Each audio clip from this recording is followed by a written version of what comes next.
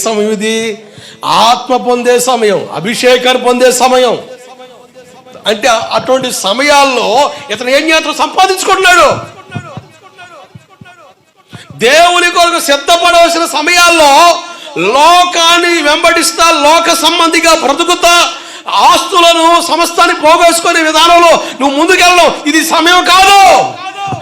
అంటే ఆ మాట నాకేం బోధిస్తుందంటే అభిషేకాన్ని పోగొట్టుకున్నాడు. గెహాజీ అభిషేకాన్ని పొందుకునే సమయం అది. It's the time to be filled with the Holy Ghost. దేవుని ఆత్మతో నింపబడే టైం అది. ఆ టైంలో గెహాజీ సంపాదన దృష్టి పెట్టాడు.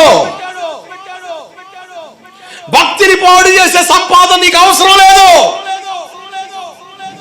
నీ కుటుంబంలో నెమ్మది రాని స్థితిలోకి తీసుకొచ్చే నీ ఆశీర్వాదం, నీ ఆస్తి ఎవరికి అవసరం లేదు.